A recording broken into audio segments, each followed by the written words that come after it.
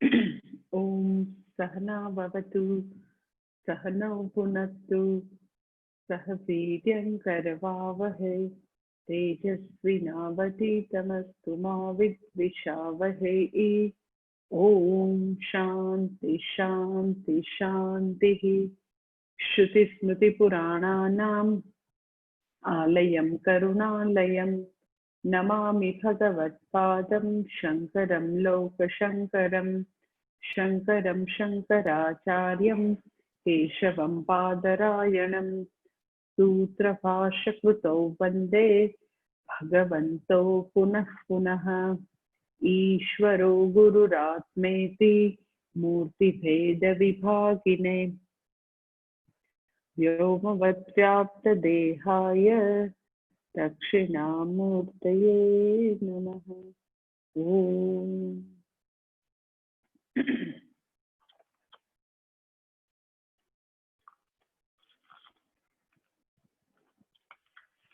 ચોથો અધ્યાય 18મો શ્લોક કરવાનો છે આપણે।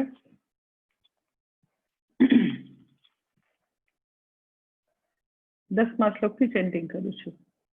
वीतरागभयक्रोधाः मन्मया मामुपाश्रिताः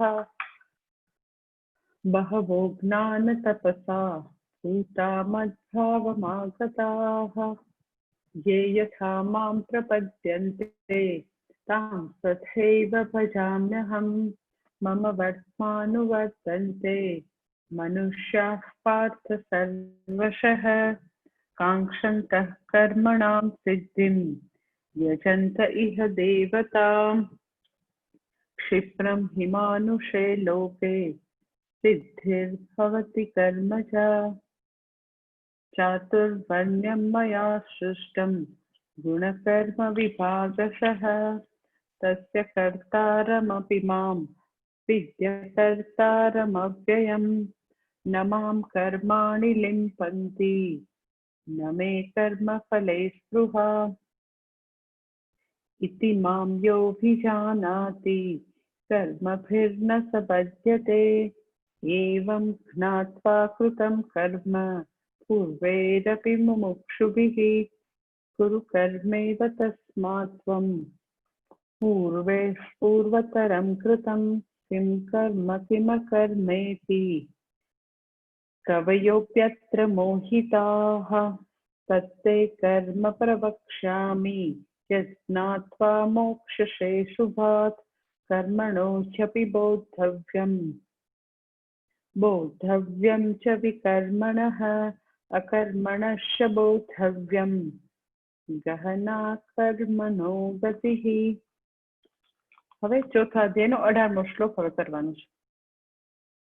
कर्मण्यः कर्म यः पश्येत् अकर्मणि च कर्म यः स बुद्धिमान् मनुष्येषु स युक्तः कृष्ण कर्मकृत्।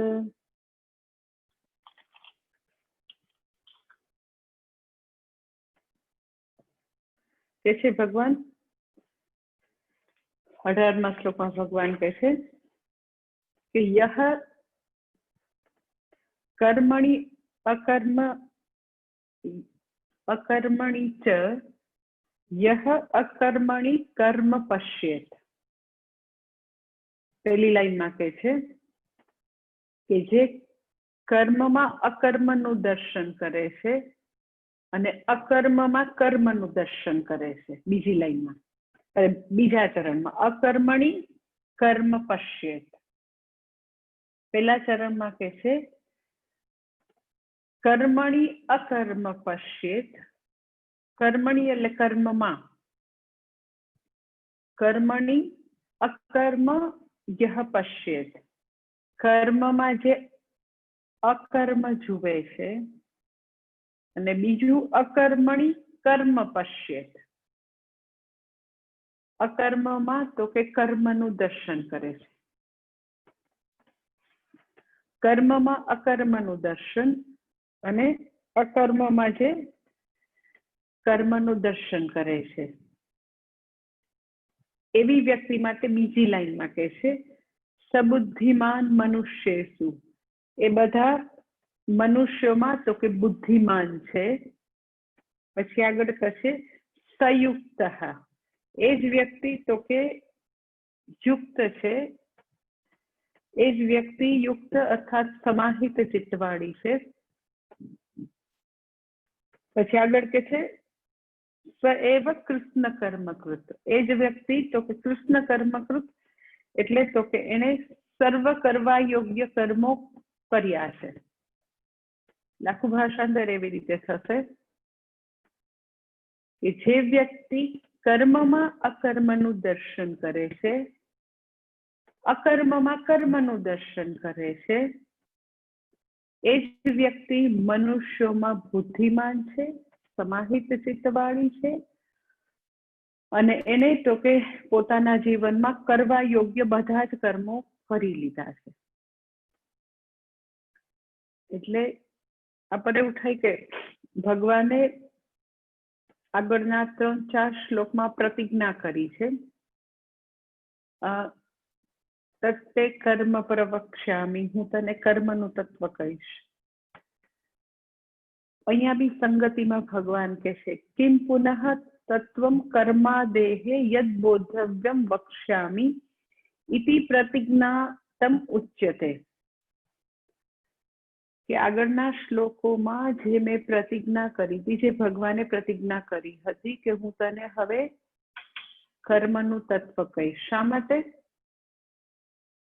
તો કે કર્મ અને અકર્મ અંગે બધા કવિઓ પણ મોહિત થાય છે, વિદ્વાન લોકો પણ કર્મ અને અકર્મનો નિર્ધાર નથી કરી શકતા. એટલે ભગવાને આગળના શ્લોકોમાં પોતે જ પોતાના શ્રીમુખેથી જણાવ્યું કે હું હવે કર્મનું તત્વ કહીશ.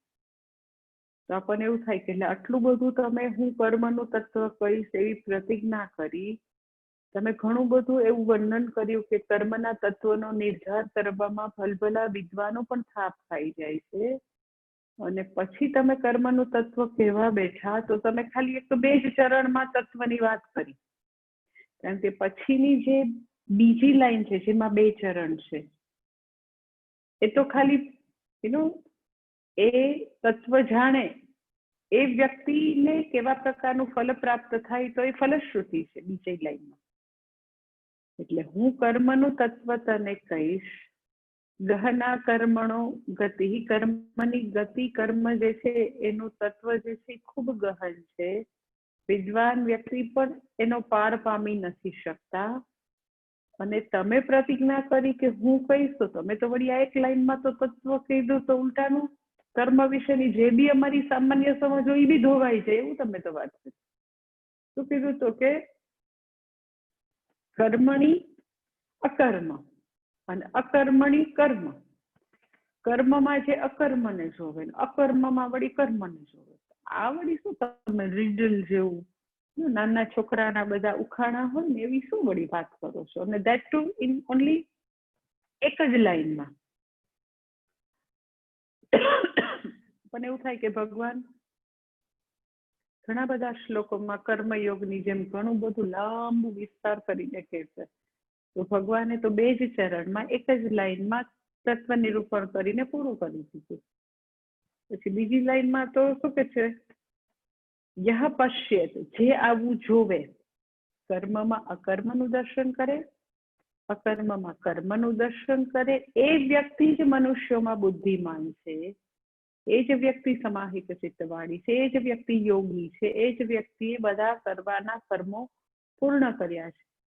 એટલે બીજું તો આ ફલશ્રુતિની વાત કરી. તો આપણને એવું થાય કે આટલા 2 ચરણમાં તો ભગવાને શું કર્મની એવી વાત કરી. તો એ હવે તો એના માટે ઘણું બધું આદિ શંકરાચાર્યજી ભાષ્ય લખ્યું છે, ખૂબ લાંબુ ભાષ્ય છે. જેની પણ પાસે ભાષ્ય હોય તો અત્યારે હમણાં હજી ભાષ્ય હું નથી ખોલાવતી તમને, ભાષ્ય હોય તો તમે જોઈ શકશો કે સામાન્ય બીજા બધા આગળના શ્લોકમાં જે સામાન્યતયા જે ભાષ્ય લખે, જે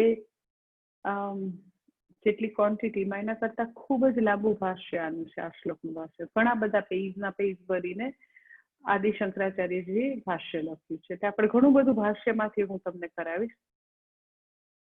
પરંતુ સૌથી પહેલા કર્મની થોડીક સામાન્ય સમજ વિશે પહેલા જોઈએ, પછી શું કહેવા માંગે છે શ્લોકમાં એ પછી જોઈએ.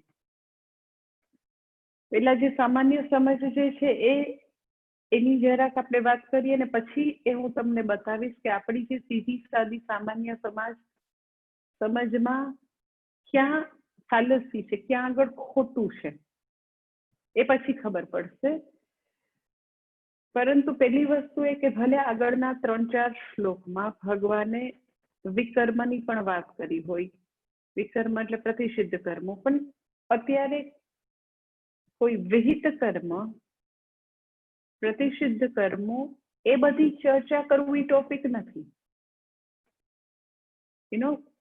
કર્મોના પ્રકાર જે છે એની ચર્ચા નથી. એટલે ઘણા બધા લોકો આગળના 3-4 શ્લોકને ભણાવો ને તો બધા ઇન્વેરિયેબલી ઓર ઘણી બધી વાર ખબર નહીં કેમ આવા પ્રશ્નો આવે છે બીજી બધી જગ્યાએ, ઇન્વેરિયેબલી લોકો વિકર્મ એટલે શું, અકર્મ એટલે શું, બધા જાહેરમાં પ્રશ્નોમાં એવા પ્રશ્નો મૂકતા હોય.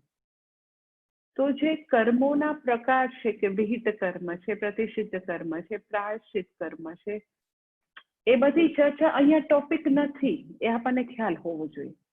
તમને કહો છો વિહિત કર્મ એટલે સત્યમ વદ, ધર્મમ ચર, એ બધા વિહિત કર્મો છે. પ્રતિષિદ્ધ કર્મો એટલે મેં તમને ગઈકાલે કીધું સુરામ ન પીબેત, કલંજમ ન ભક્ષેત, એ બધા પ્રતિષિદ્ધ કર્મો છે.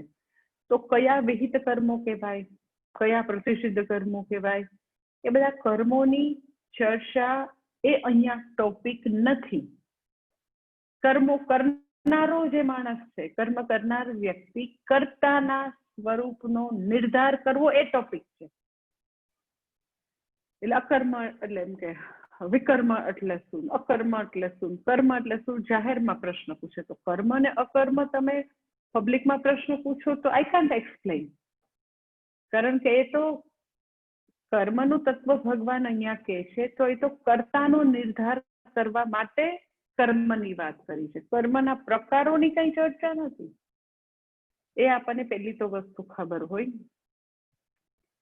પછી બીજી વસ્તુ કે લોકો જે છે એ જનરલી આપણા મગજમાં કર્મ અને અકર્મ વિશે સામાન્ય સમજ શું છે લોકોમાં, ઓકે? તો કે લોકોમાં એવી સમજ છે કર્મ એટલે શું, તો કે આવી સમજ છે ચલનાત્મકમ કર્મ.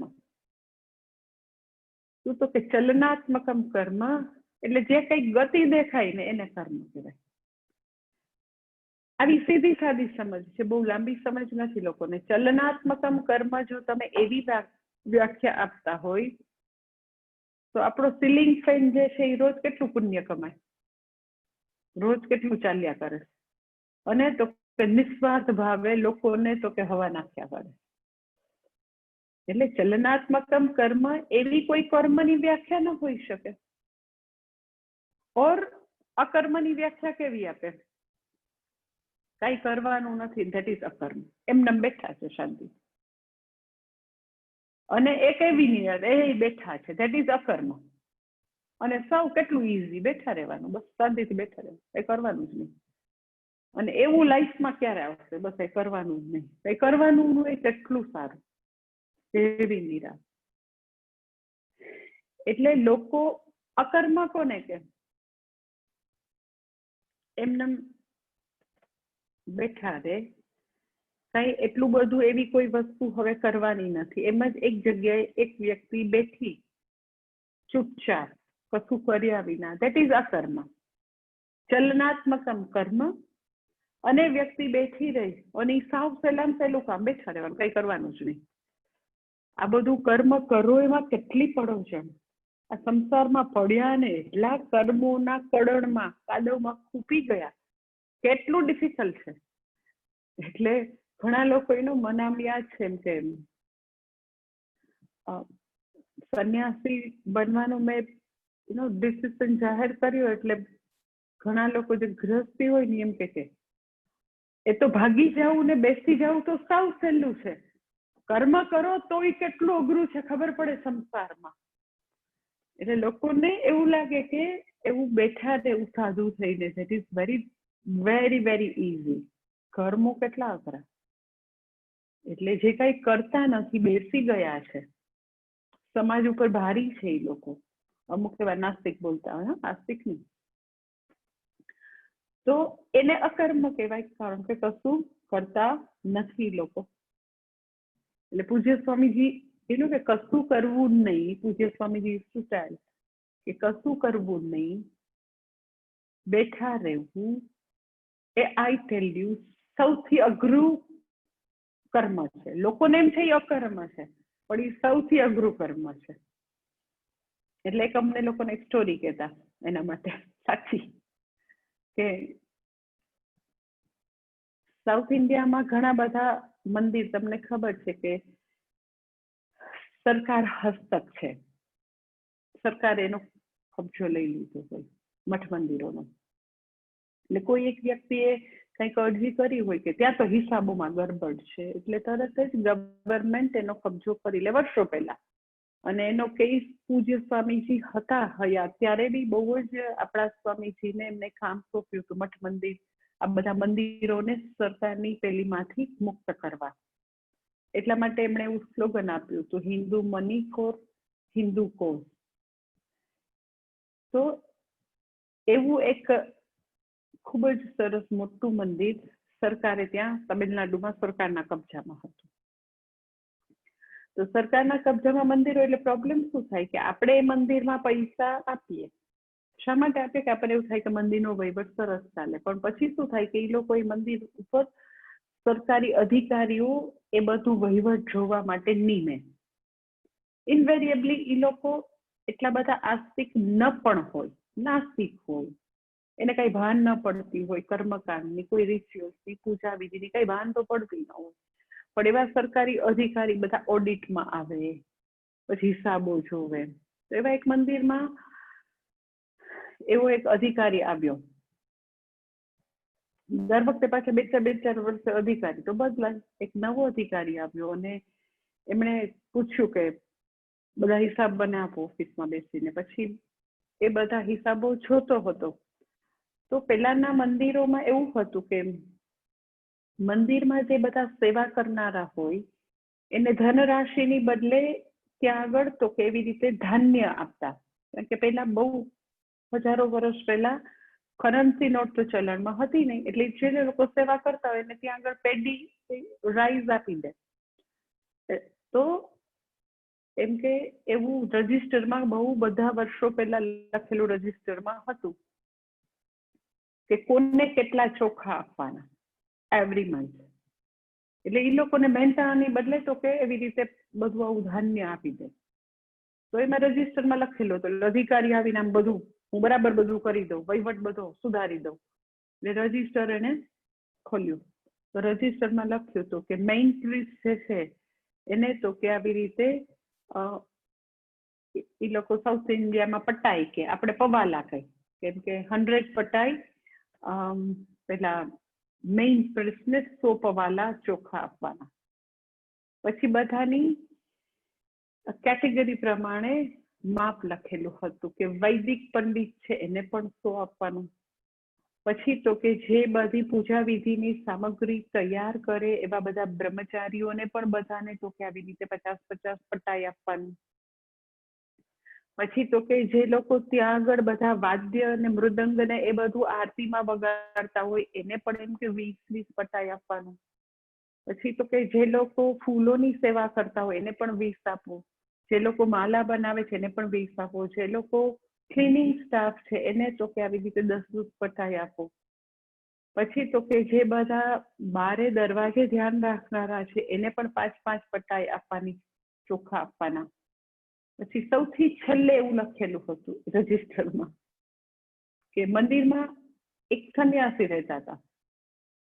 તો એ સંન્યાસી માટે એવું લખ્યું હતું કે સિમ્પલી સિટિંગ સ્વામીને ડેઈલી 2 પટાઈ આપવાની. સિમ્પલી સિટિંગ સ્વામી એટલે ઓલા અધિકારીના આમ એકદમ આંખ ચમકી, હા અહીંયા આગળ કટ થઈ શકે. આ સિમ્પલી સિટિંગ સ્વામીને શું કામ આપવાનું? એટલે બધાને પૂછે છે કે આ ફૂલ તોડે છે, આ ક્લિનિંગ કરે છે, આ દરવાજાનું ધ્યાન રાખે છે, આ વેદ ઘોષ કરે છે, આરતી કરે છે, આ કરે છે શું? કઈ નથી કરતા, ખાલી બેઠા છે.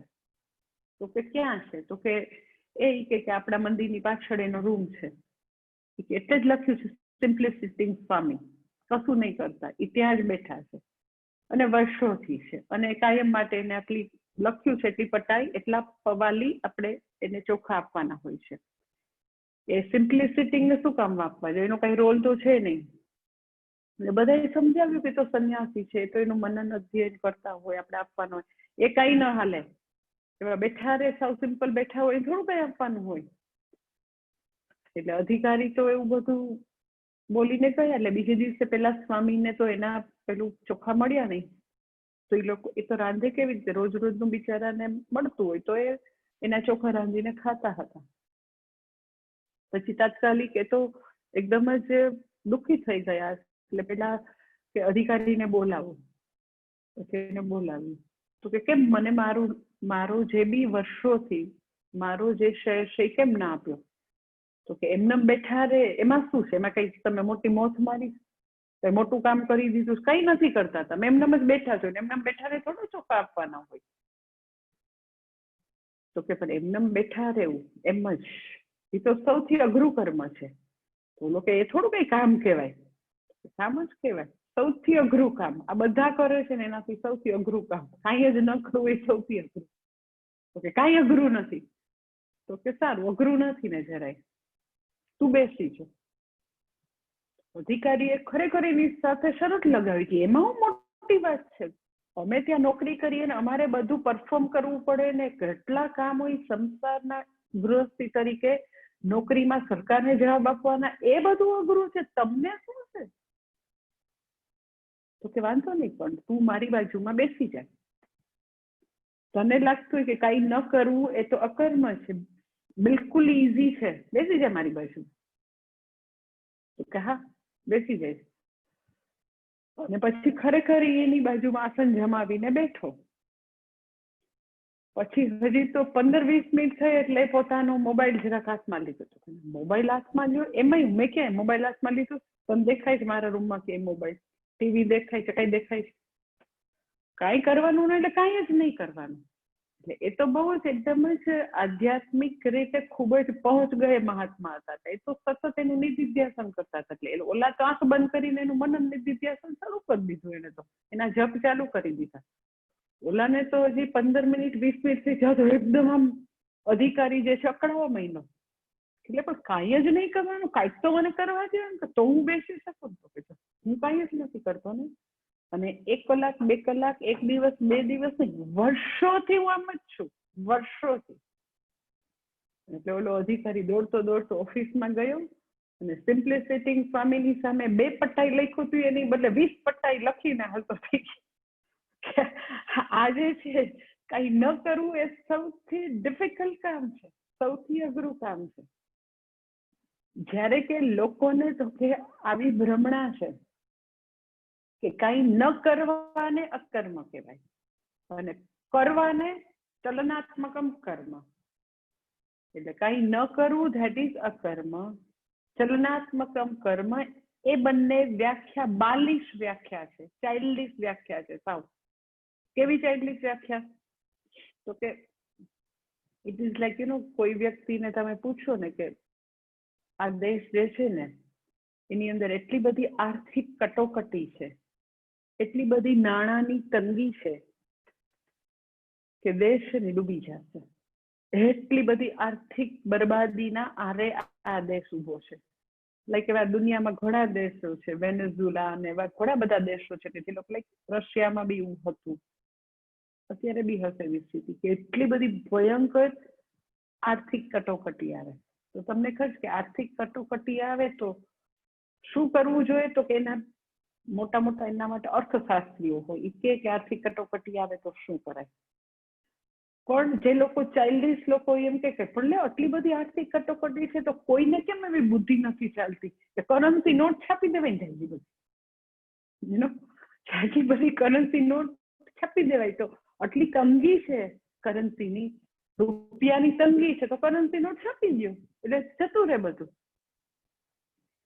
એટલે આર્થિક કટોકટીમાં નોટો છાપી દેવાનો ઉપાય જેટલો બાલિશ છે એટલું એટલું જ કર્મ અને અકર્મની આવી વ્યાખ્યા બાલિશ છે કે ચલનાત્મકમ કર્મ કહેવાય, અને બસ કોઈ વ્યક્તિ બેસી ગઈ છે, કશું કરતી નથી, એટલે એને અકર્મ કહેવાય. પછી આપણે જોઈએ કે લોકો કર્મ ને અકર્મ કહે છે એ કેટલું વાહિયાત છે, પાછું જોઈએ આપણે. પણ પહેલા તો ભાષ્યમાં કર્મની વ્યાખ્યા શું કે છે, સાચી કર્મની વ્યાખ્યા એ પહેલા જોઈએ. ભાષ્યમાં કર્મની વ્યાખ્યા આપે છે. શું કહે છે? એટલે ખરેખર કર્મ કોને કહેવાય? કોઈ પણ ક્રિયા ઉપર કર્મની મહોર ક્યારે લાગે, સિક્કો ક્યારે લાગે? તો એ વ્યાખ્યા આદિશંકર સૌથી પહેલા લાઈનમાં આપે છે, કે છે કર્મણી કર્મઃ, પહેલી લાઈનમાં કર્મઃ ક્રિયતે ઇતિ વ્યાપાર માત્રમ તસ્મિન કર્મણિ. પછી આગળનું પછી જો, પેલા ખાલી કર્મ એટલે શું, આપણે ખરેખર સૈદ્ધાંતિક રીતે યથાર્થ રીતે કર્મ કોને કહેવાય એ પેલા સમજીએ. તો કે છે ક્રિયતે ઇતિ વ્યાપાર માત્ર, જે તો કે કર્માધિકારી દ્વારા, અધિકારી દ્વારા, કર્મનો જે અધિકારી છે એના દ્વારા તો કે જે વ્યાપાર થાય છે, કયો વ્યાપાર થાય છે? તો નેચરલી શરીર મન ઇન્દ્રિયો દ્વારા જે વ્યાપાર થાય છે એને કર્મ કહેવામાં આવે છે. કર્માધિકારી દ્વારા શરીર મન ઇન્દ્રિયો દ્વારા જે વ્યાપાર થાય છે એને તો કે કર્મ કહેવામાં આવે છે. શા માટે એને કર્મ કહેવામાં આવે છે? તો કે સૌથી પહેલો શબ્દ છે કે કર્માધિકારી દ્વારા કરવામાં આવે છે. આપણને ખબર છે કે મનુષ્ય શરીર જે છે એ એકને જ અધિકારી શરીર કહે છે. શેના માટેનું અધિકારી? તો કે કર્મ માટેનું અધિકારી શરીર છે. શા માટે કર્મનો અધિકાર છે? તો કે આપણી અંદર જ ઈચ્છા શક્તિ ભગવાને મૂકી છે, કર્મ કરવાની શક્તિ મૂકી છે, વિચારવાની શક્તિ મૂકી છે, નિર્ણયો લેવાની શક્તિ મૂકી છે. એ જે છે એવા પ્રકારની બુદ્ધિ શક્તિ, એવા પ્રકારનું સ્વતંત્ર કરતાપણું, ફ્રી વિલ જે છે એ ભગવાને મનુષ્યેતર જીવમાં મૂકેલું નથી. મનુષ્ય સિવાયના કોઈ જીવને ભગવાને સ્વતંત્ર કરતા તરીકે કોઈને એવી સ્વતંત્રતા આપેલી નથી. એટલે અધિકારી શરીર એટલે શું? કર્માધિકારી શરીર એટલે શું? તો કે આ પ્રકારે જે કર્મ કરી શકે છે, જેનામાં તો કે એવા પ્રકારની સ્વતંત્રતા છે, વિચારવાની, કરવાની. અને તો કે બીજી બધી યોનિમાં એવી ચોઈસ નથી, જેને આપણે કર્તુમ શક્યમ, અકર્તુમ શક્યમ, અન્યથા વા કર્તુમ શક્યમ કહીએ, એવી કોઈ ચોઈસ નથી. કરવું ન કરવું, જુદી રીતે કરવું એવું નથી આપ્યું. ધેટ ઇઝ કોલ્ડ અધિકારી શરીર. એટલે આ શબ્દ તમે કાયમ સાંભળ્યો છે વેદાંતમાં, કે એ બધા જે છે એ માત્ર પ્રોગ્રામ છે. ટોટલી એ લોકોની અંદર જે પ્રોગ્રામિંગ કરેલું છે એમાં જ એ લોકો પોતે વર્તી શકશે. બીજી રીતે વર્તવાની કોઈ ફ્રીડમ નથી. એટલે કર્મની વ્યાખ્યા શું થશે? તો કે મનુષ્યને અધિકારી શરીર આપેલું છે, ચોઈસ આપેલી છે, અને એવી રીતે જે કર્મ કરી શકે છે જેના દ્વારા, તદ્વારા, એ કર્મો દ્વારા પાપ પુણ્ય જન્મે છે, એને તો કે કર્મ કહેવાય. જે ક્રિયાઓ, જે વ્યાપાર દ્વારા, શરીર મન ઇન્દ્રિયોના વ્યાપાર દ્વારા પાપ પુણ્ય જન્મે છે, એવી બધી જ ક્રિયાઓને કર્મની મહોર લાગશે, કારણ કે એના દ્વારા પાપ પુણ્ય જન્મે છે. ગાય જે કઈ કરે છે તો આપણે એને કર્મો નથી કહેતા, ચેષ્ટા માત્ર કહીએ છીએ. ગાયની ચેષ્ટાઓ દ્વારા પાપ પુણ્ય જન્મતા નથી. સમજાય છે? શા માટે પાપ પુણ્ય જન્મતા નથી? તો કે એ લોકો નું જે શરીર છે એ કર્માધિકારી શરીર નથી, કર્મ માટેનું ડિઝાઇન થયેલું શરીર નથી. મનુષ્યનું શરીર, મનુષ્યની યોની જે છે એને કર્માધિકારી કહે છે. બીજા બધા જે છે એ આપણને ખબર છે કે ભોગ ભૂમિ છે. મનુષ્યનું શરીર કર્મભૂમિ છે. કર્મભૂમિ છે, માટે આપણે જે કાંઈ કર્મો કરીએ છીએ એનાથી પાપ પુણ્ય ઉત્પન્ન થાય છે. કર્મભૂમિ છે માટે આપણને બધાને ચોઈસ આપેલી છે. કર્મભૂમિ છે એટલા માટે તો કે આપણને સ્વતંત્રતા છે. કરવું ન કરવું જુદી રીતે કરવું, એ બધી સ્વતંત્રતા મને છે. આપણે નક્કી કરીએ છીએ અત્યારે કરવું છે, અત્યારે બોલવું છે, અત્યારે નથી બોલવું.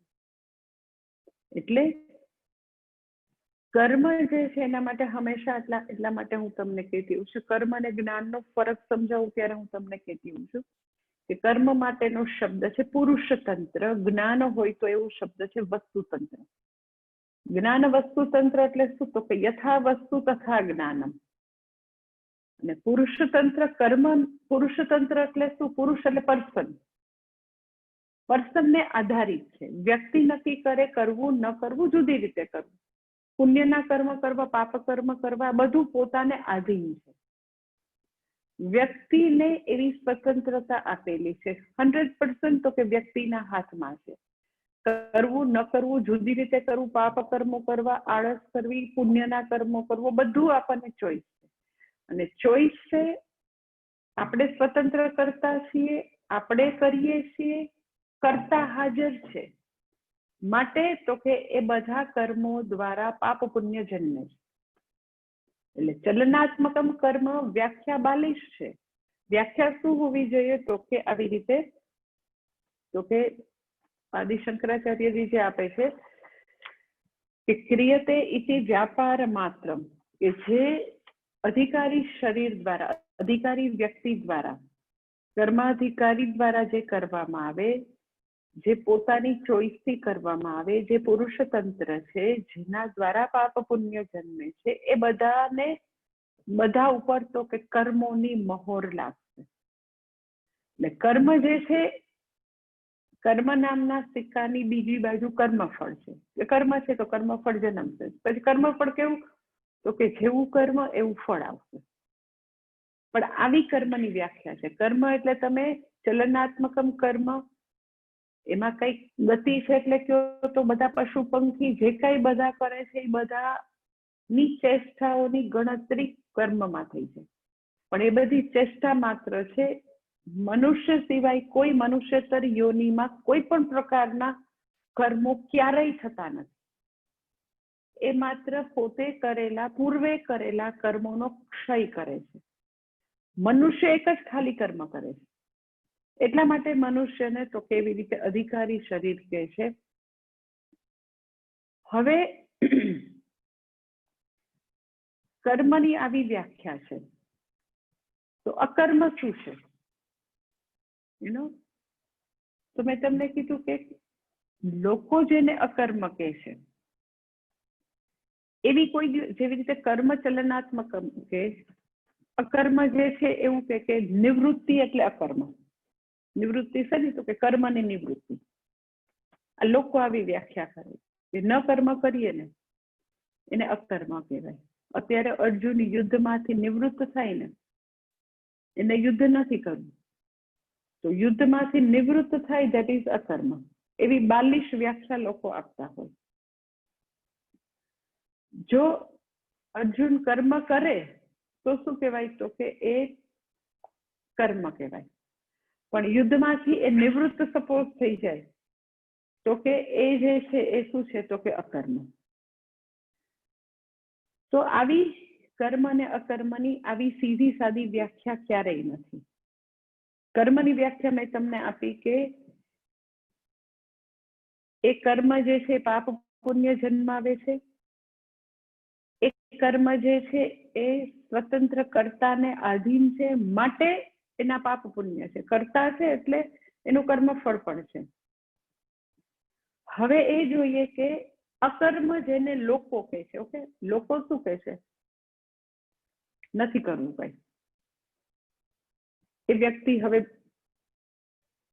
ઓફિસમાંથી નિવૃત્ત થઈ ગઈ, બિઝનેસમાંથી નિવૃત્ત થઈ ગઈ, તો કર્મની નિવૃત્તિ જે છે એને અકર્મ કહે છે લોકો. તો હવે એ આપણે જોઈએ કે એ જે કે છે એ ખરેખર એને અકર્મ કહેવાય કે નહીં. તો સૌથી પહેલું તો મારે તમને કહેવું છે કે આઈધર પ્રવૃત્તિ હોય કે નિવૃત્તિ હોય, એનો નિર્ણય કોણ કરે?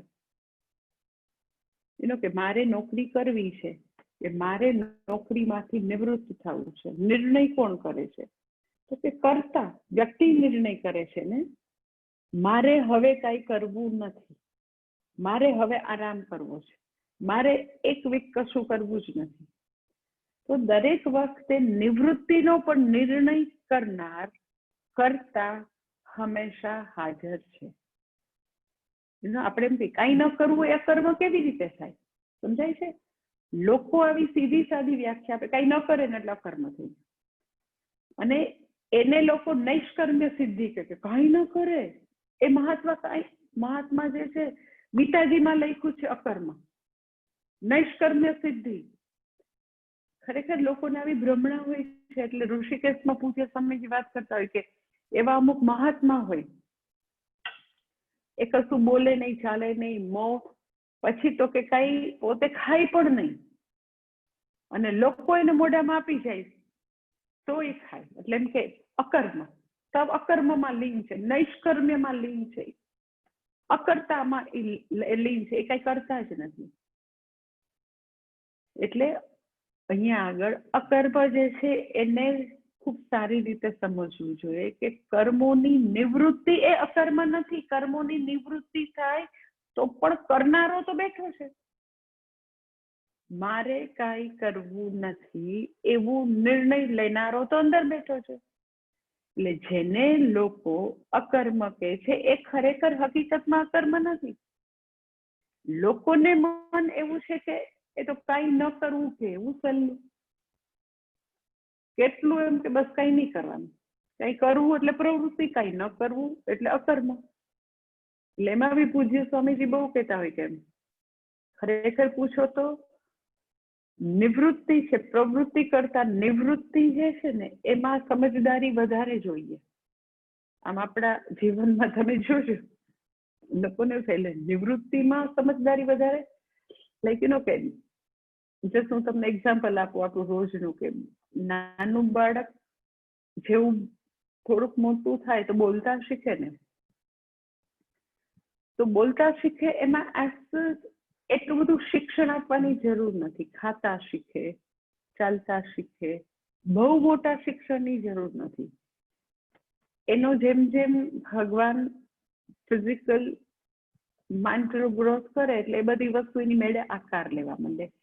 એ એક દિવસ બોલવા માંડે, એક દિવસ ખાવા પીવા માંડે, એક દિવસ દોડવા માંડે. પણ તમે જો કે ખાવું જે છે પ્રવૃત્તિ છે, એના માટે બહુ ઉપદેશની, બહુ વિચારની જરૂર નથી. જે આવે ખાધા જ કરશે. નિવૃત્તિમાં બહુ સમજદારીની જરૂર છે કે ભાઈ આવા બધા જંક ફૂડ ઓછા ખાવ, તમે જંક ફૂડ ન ખાવ, આઈસ્ક્રીમ નહીં ખાવ. નિવૃત્તિ જે છે કે આ નહીં કરો, આ ઓછું કરો. એ પ્રવૃત્તિ જે છે બોલવાની પ્રવૃત્તિ, એટલે આપણે રાજીના રેડ થઈ જાય કે એવું સરસ બોલતા શીખી ગઈ અમારી દીકરી. પણ પછીથી બહુ જ થોડા સમયમાં આપણે તો કે એની ઉપર બ્રેક લગાવવાનું કામ કરવું પડે કે ભાઈ અમે વાત કરતા હોય ત્યારે બોલવા દો ને અમને, તમે થોડું શાંત રહ્યો. એટલે તમે જો પ્રવૃત્તિમાં એઝ સચ એવડી મોટી ડહાપણની સમજદારીની જરૂર નથી. પણ ક્યાં આગળ અટકી જાવું, ક્યાં આગળ નિવૃત્તિ લેવી, ક્યાં અલ્પવિરામ મૂકવું, ક્યાં પૂર્ણ વિરામ મૂકવું, એમાં સૌથી વધારે સમજદારીની જરૂર. પર્સમાં પૈસા હોય એટલે શોપિંગ કરવામાં બહુ મોટી સમજદારી નથી, પરંતુ ત્યાં આગળ હવે શોપિંગની જરૂર નથી. વોર્ડરોબમાંથી વસ્તુઓ નીચે પડે છે, હવે બંધ કરો શોપિંગ. તો જો શોપિંગમાંથી નિવૃત્ત થવા માટે વધારે સમજદારીની જરૂર. પૈસા હોય એટલે પાગલની જેમ ખરીદી કરવામાં ડાપણની કઈ જરૂર પડે? એટલે પ્રવૃત્તિ અને નિવૃત્તિ બેઉની અંદર કર્તા હંમેશા હાજર છે. પ્રવૃત્તિની અંદર એ કર્તા છે, નિવૃત્તિની અંદર વધારે સમજદાર કર્તા છે. કે ના આનાથી વધારે બોલવાની જરૂર નથી, આટલી લાંબી લાંબી ફોનમાં વાત કરવાની જરૂર નથી, બોલવું હોય તો ટુ ધ પોઈન્ટ આપણે બોલીએ, આટલું લાંબુ બોલવાની જરૂર નથી. આપણી ઇમોશન્સ જે છે એની ઉપર થોડીક બ્રેક લગાવવાની જરૂર છે. આપણી ઇમોશન્સને થોડું રેશનલ થિંકિંગની એરન ઉપર ચડાવવાની જરૂર છે. તો ત્યાં બધે તો કે એવી બ્રેક લગાવવામાં વધારે સમજદારીની જરૂર છે. વિચાર્યા વગર બોલ બોલ કરવામાં કઈ સમજદારી છે? તો આ પ્રવૃત્તિ જે છે એ તો વ્યક્તિ સમજદાર થાય ત્યાંથી પ્રવૃત્તિ કર્યા કરશે, પરંતુ નિવૃત્તિમાં પણ તો કે હું હાજર છું, પહેલામાં પણ હું છે, અહંકારની હાજરી છે, અહીંયા પણ અહંકારની હાજરી છે, બંનેમાં કરતા હાજર છે. તો તમે એકને કર્મ કયો ને એકને અકર્મ કયો કે એવી રીતે કેવી રીતે થાય? કોઈ પણ ક્રિયા જે છે એને તમે કર્મની કેટેગરીમાં કર્મની મોહર ક્યારે લગાવો? તો કે કરનાર હાજર હોય, કરનાર હાજર છે એટલે એને ફળ તો જરૂર મળવાનું. કર્મ કરે છે તો કર્મ ફળ તો આવવાનું, પાપ પુણ્ય તો લાગવાના. ચાહે પ્રવૃત્તિનું કર્મ છે ચાહે નિવૃત્તિનું કર્મ, બંને ઉપર મોહર તેની લાગવાની તો કે કર્મની.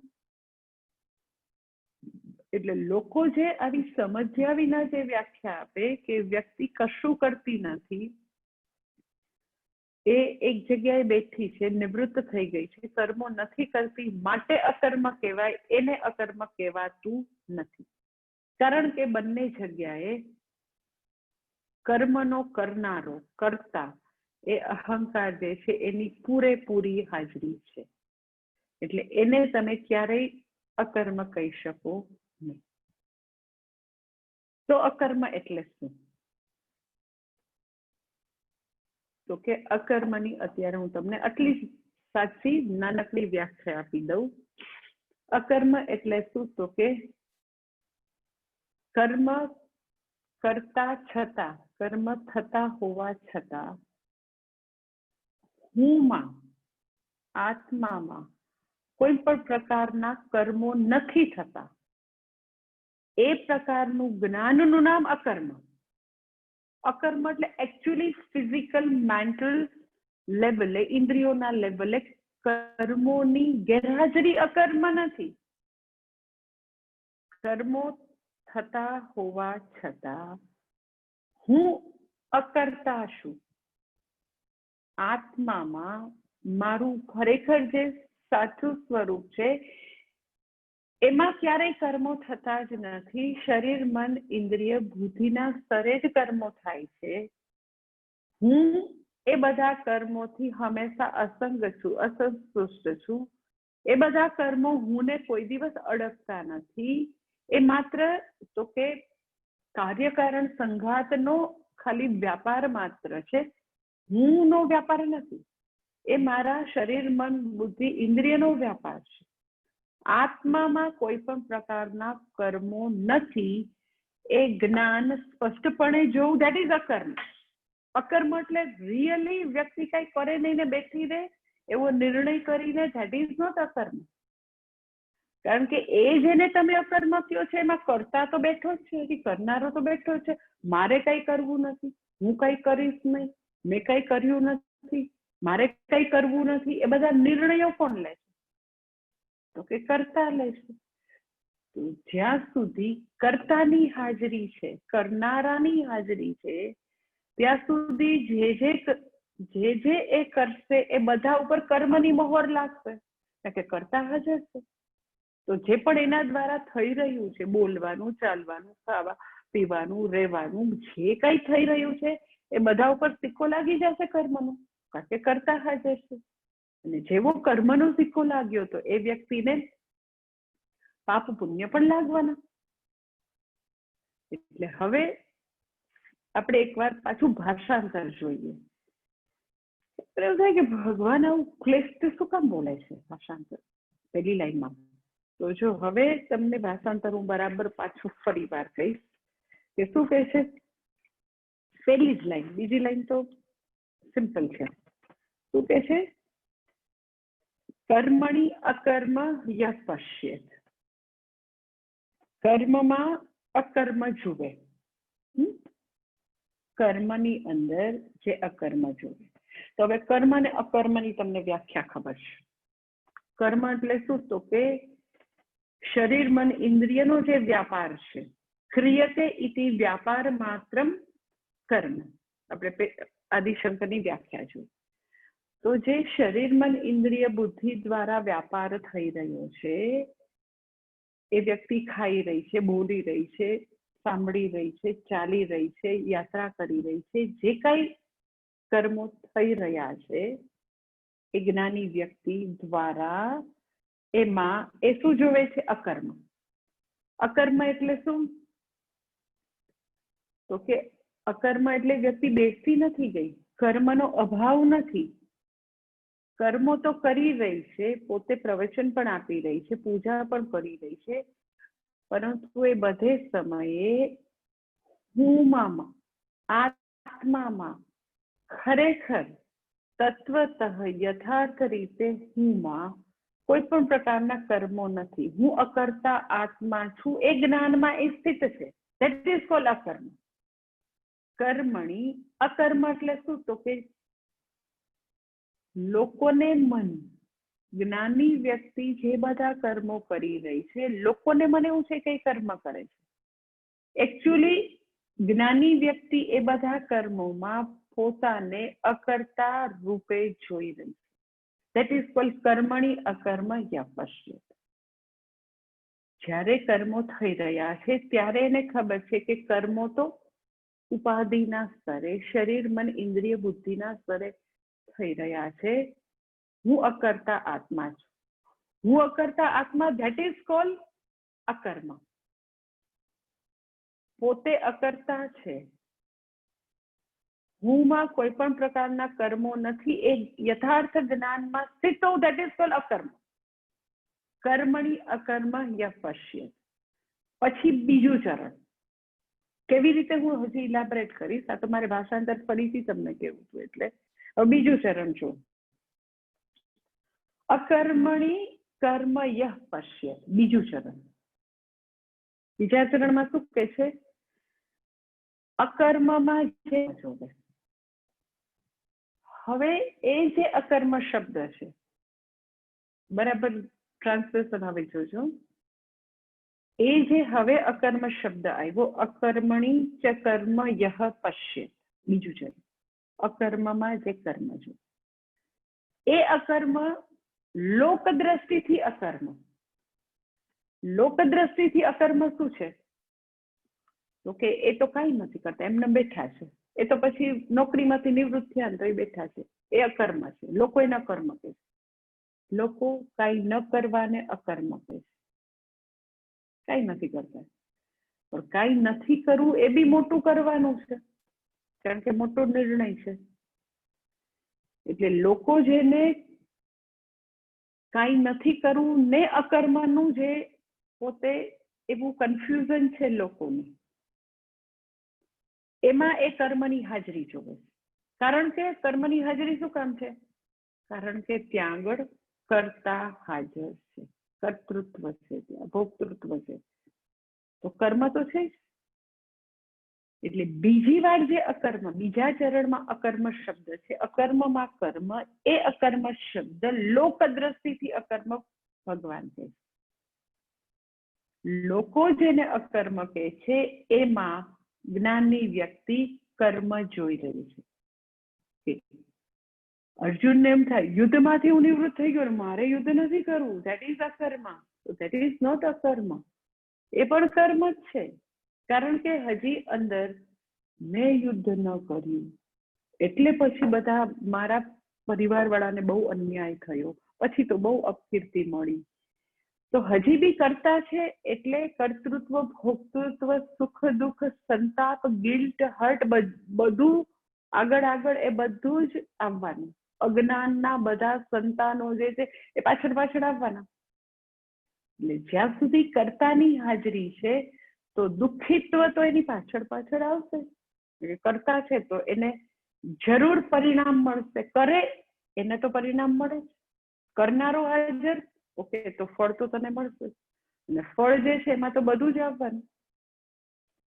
એટલે ભાષા એનો બીજા ચરણમાં અકર્મમાં કર્મ જોવે તો એ અકર્મ શબ્દ લૌકિક અર્થી અકર્મ લેવાનું છે.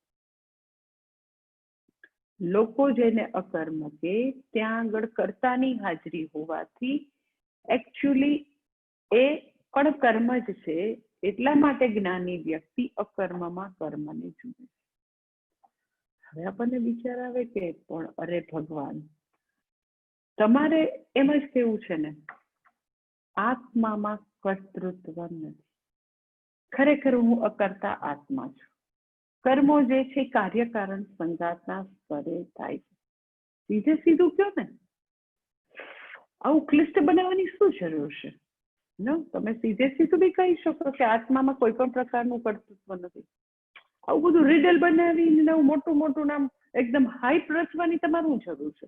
અમે અમસ્તા દુઃખી છે, સંસારમાં કેટલી તકલીફ છે, તમે પાછું સીધું સીધું ભણાવવાની બદલે આવું કરવાની ક્યાં જરૂર છે? ઊંધું ઊંધું ઊંધું બોયલા કરો છો. તો કર્મમાં અકર્મ દર્શન, અકર્મમાં કર્મ દર્શન, એવું વિપરીત વાણી આપણને જરૂર લાગે. આ જ વિપરીત વાણી કે છે ભગવાન. તો ભગવાન કે હું શું કરું, હું બી મજબૂર છું. વિપરીત કે છે. તમને એવું થાય કે હું અકર્તા આત્મા છું, આત્મામાં કોઈ પણ પ્રકારનું કર્તૃત્વ ભોક્તૃત્વ નથી, એવું સીધો ઉપદેશ આપવાની બદલે આવો કાન પકડાવવાની શું જરૂર છે? ઊંધા હાથે કાન પકડાવવાની કઈ જરૂર ખરી? વિપરીત દર્શન કરાવવાની શું જરૂર? તો ભગવાન મજબૂર એટલા માટે છે કે આપણને બધાને, દુનિયામાં બધા જે સંસારમાં રહેનારા લોકોને ખૂબ જ વિપરીત દર્શન છે, ખૂબ જ ઊંધું દર્શન છે. હવે ખૂબ જ ઊંધું દર્શન હોય, જે કાંઈ જોવે છે ઊંધું ઊંધું જોવે. ધારો કે મારી પાસે આ પૂજ્ય સ્વામીજીનો ફોટો છે, બરાબર? તો હું તમને એમ કહું કે જો તો આમાં કેમ સ્વામીજીની દાઢી જે છે આવી રીતે ઉપર કેમ આવી ગયા, કઈ ખબર નથી પડતી, આવું કેમ થઈ ગયું? તમે એમ કહો ને, પણ ઊંધો કરો ને ફોટો, માતાજી ઊંધો કરો ને એટલે સ્વામીજી તમને કેવા દેખાય? સીતા. તો જો મેં ફોટો ઊંધો પકડેલો હોય તો તમારે મને શું કહેવું પડે કે હવે ઊંધો કરો એટલે શું થઈ જશે? ચતું થઈ જશે. એમ અત્યારે પણ સંસારમાં બધા લોકોને સ્વ વિષયક, આત્મા વિષયક, ઈશ્વર વિષયક, જગત વિષયક, જીવ જગત અને જગદીશ ત્રણેય માટે ઊંધું દર્શન છે, વિપરીત દર્શન છે. જે છે એનાથી ટોટલી ઊંધું જ આપણે માનીએ છીએ. તો ભગવાને કહેવા માટે પછી આપણે રીત શું છોડી છે? એનું ઊંધું ગ્રહણ કરેલું હોય તો ભગવાને એ ઊંધાનું ઊંધું કે તો આપણું દર્શન કેવું થાય? યથાર્થ થાય. એટલે ચોઈસ ભગવાન માટે આપણે બહુ છોડેલી નથી. એટલે ભગવાનને ક્લિષ્ટ બનાવવામાં કોઈ રસ નથી. ભગવાન તો આપણને એકદમ સરળ બનાવીને જ પીરસી રહ્યા છે. આપણું મગજ તો કે આવું વિપરીત રીતે ચાલે છે, માટે ભગવાને આવું કેવું પડે. વિપરીત રીતે ચાલે એટલે શું?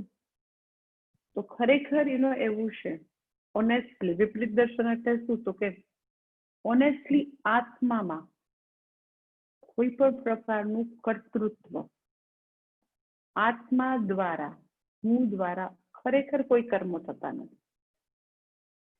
છતાં વિપરીત દર્શન કેટલું દ્રઢ છે આપણને બધાને કે હું જ કરું છું, હું જ મારા બાળકોનો ઉછેર કરું છું, હું જ લોકોને ભણાવું, મેં જ લોકોને આવું લાઈન ઉપર લાવ્યા, મેં જ કર્યું એટલે એ ડોક્ટર બન્યો, મેં ઓલ ધ ટાઈમ હું કરું છું, મેં કર્યું, હું જ કરી શકું, એવા પ્રકારનું ગેરસમજણ, એવા પ્રકારની ભ્રાંતિ, વિપરીત દર્શન જન્મો જન્માંતરથી દ્રઢ છે. હું કરતા છું, કરનાર છું, હું ભોગતા છું. એટલે હુંમાં કર્તૃત્વ ભોક્તૃત્વ એટલું જબરજસ્ત દ્રઢ છે એટલે ભગવાને આવી રીતે વિપરીત રીતે પ્રતિપાદન કરવું પડે કે જેથી કરીને આપણને વસ્તુ બરાબર સમજાય. વિપરીત દર્શન આપણું કેવું છે? ઇટ ઇઝ એક્ઝેક્ટલી લાઈક કે કોઈ વ્યક્તિ બોટમાં જઈ રહી હોય ને, નૌકામાં જઈ રહી હોય ને, તો એને એ નદી કિનારે કે દરિયા કિનારે નારિયેળીના વૃક્ષો હોય ને, તો એને ઊંધી દિશામાં ગતિ કરતા દેખાય. ખરેખર નારિયેળી જે છે એ તો બધી સ્થિર છે, પણ એને કેવી લાગે? તો કે એ બધી નારિયેળી ગતિ કરે છે એવી લાગે. એટલે વિપરીત દર્શન થાય.